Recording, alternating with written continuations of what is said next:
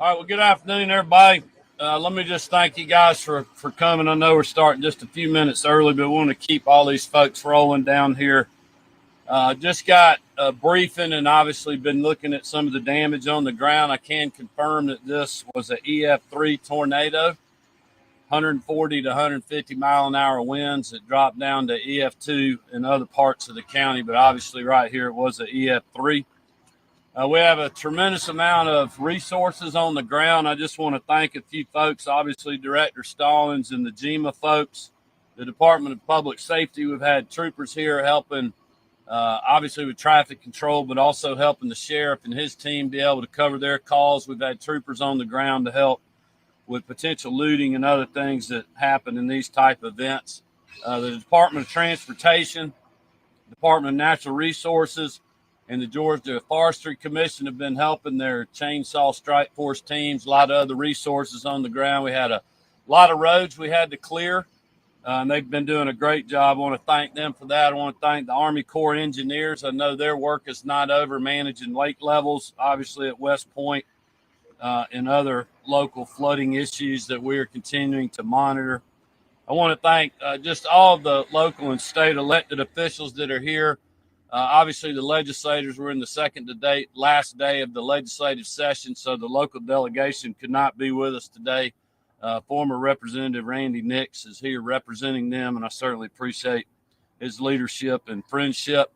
I spoke to Congressman Ferguson earlier today, just checking on him. I know he has toured the damage and had to get back to Washington for votes tonight, but we're going to keep him and his team apprised of our efforts, and I know that he's been in communication with the local elected officials as well. I want to thank the Red Cross and a lot of other folks that are here helping us on the ground for their good humanitarian work. The Georgia Baptist Convention has folks here. Some local pastors are here. I've been texting with the chairman. We have two of the commissioners that are here, and obviously a lot of other local elected officials. I cannot thank the police force and the sheriff and the sheriff's office for what they have been doing to respond, and we appreciate them.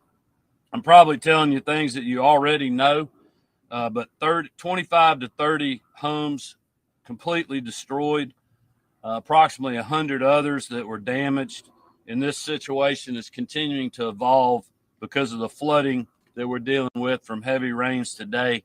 And Director Stallings will talk more about the weather that's coming in later this afternoon or this evening.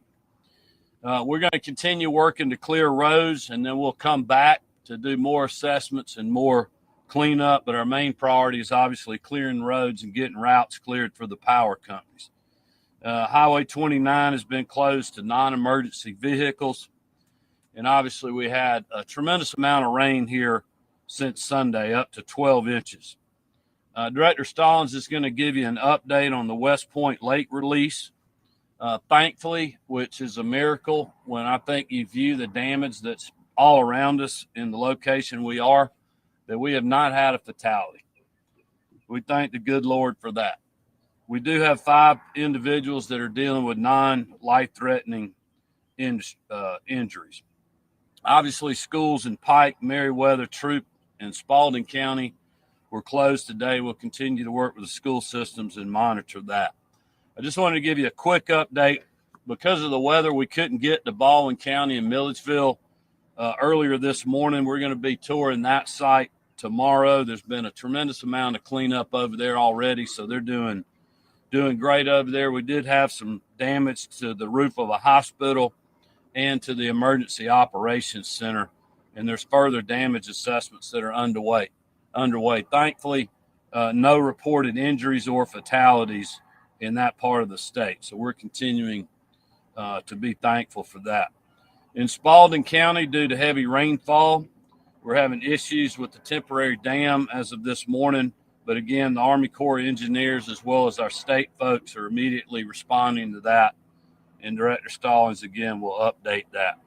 In Meriwether County, we did have a few homes damaged, but obviously nothing like here. From a state perspective, we took a lot of action very quickly. We did the state of emergency within hours of the tornado touching down. I know that's very helpful for the locals and local law enforcement.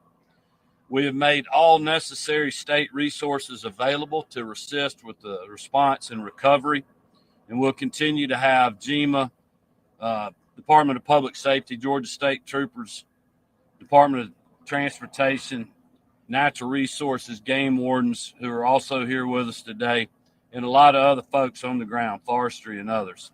And we just want people to realize we're going to be here to help the locals, and we just cannot thank you enough for what you're doing. With that, I'm going to turn it over to Director Stallings. Again, I just want to remind people to be patient. Number one, there's a lot of damage.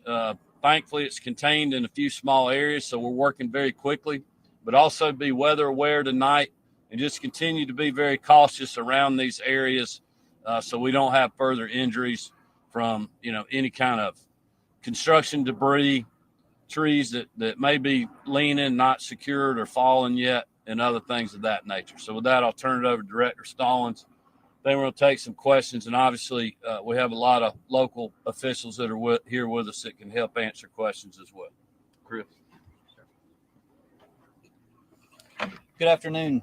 First and foremost, I do want to thank the governor and first lady for their quick response. It's their leadership that allowed us to have that state of emergency put in place to allow us to do what we do. Witnessing the devastation that occurred with these storms is a reminder of just the power and unpredictability of the weather and how important it is to have a plan in place for you and your loved ones. In the immediate aftermath of the tornado in Troup County and the severe weather across West Georgia, we began working with our local officials to ensure public safety and coordinated response to all our resources. The response to Sunday's weather event, though, was extremely complicated due to the extraordinary rainfall that followed. We received over the last 24 hours inches in the teens of rain in the West Georgia area. Through the rains, we're moving out. We continue to work with those that were impacted, getting in resources as quickly as possible. Currently, we have more than 40 state law enforcement officers in the area working, and I can't thank our partners with the Georgia Forestry Commission, the Department of Transportation, the Department of Public Safety, the Department of Natural Resources enough, and those commissioners and their leadership for answering the call as quickly as possible.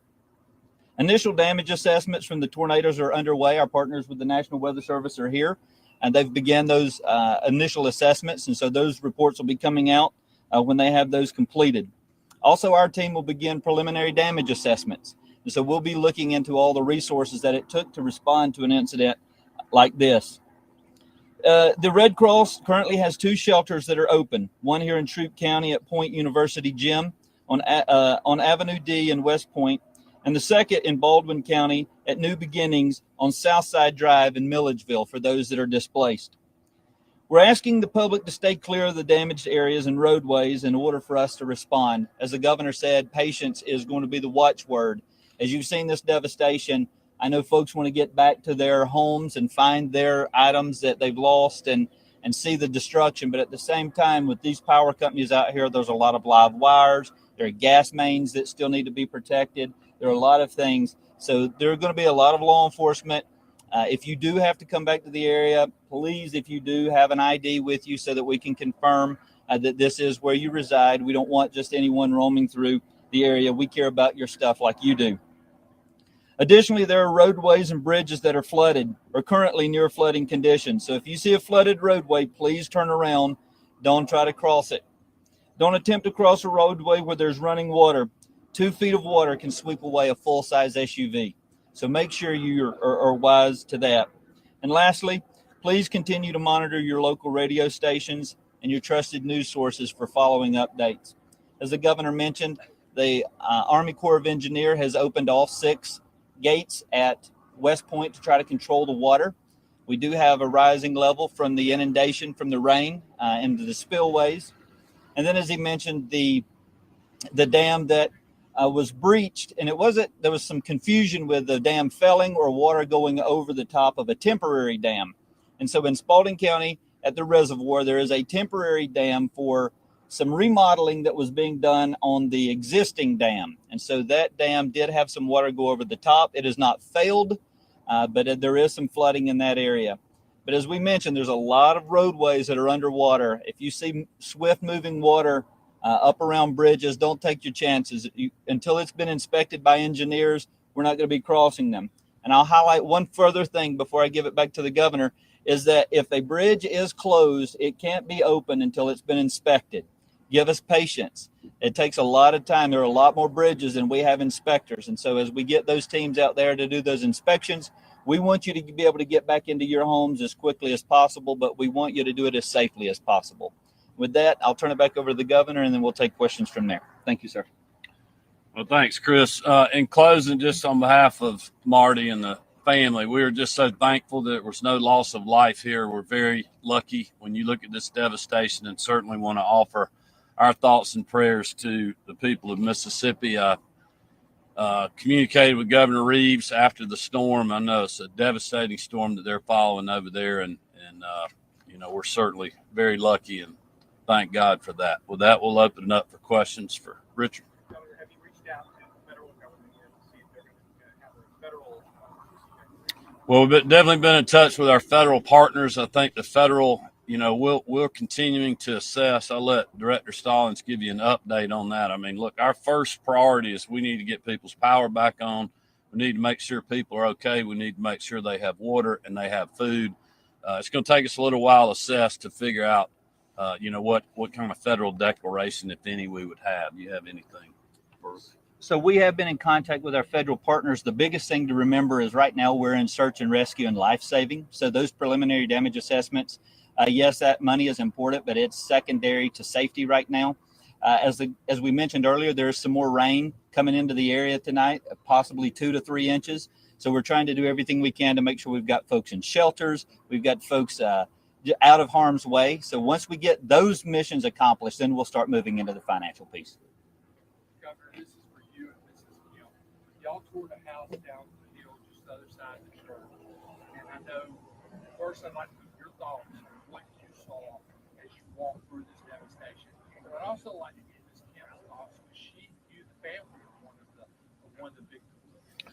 Well, I think when you see that house, you're thinking, Lord, how did somebody survive something like that? And then to get to talk to that person is pretty amazing, about hearing the story about the storm coming through at, around 7 a.m. And they had been woken up at 4:30 a.m. with the hail.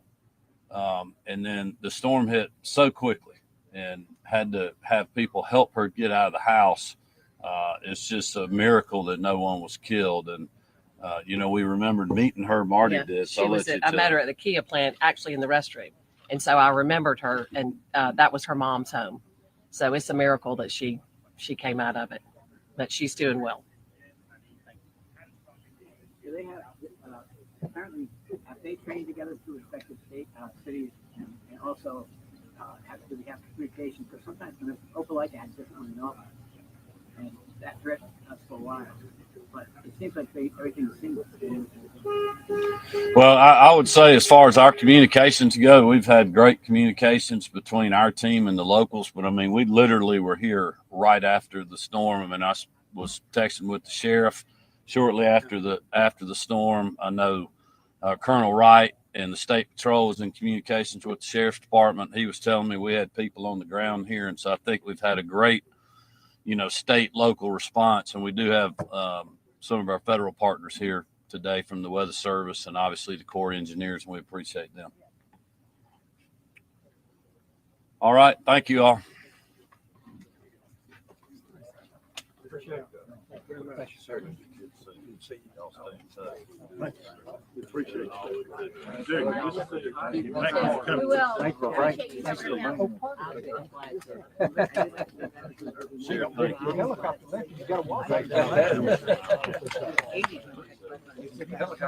You got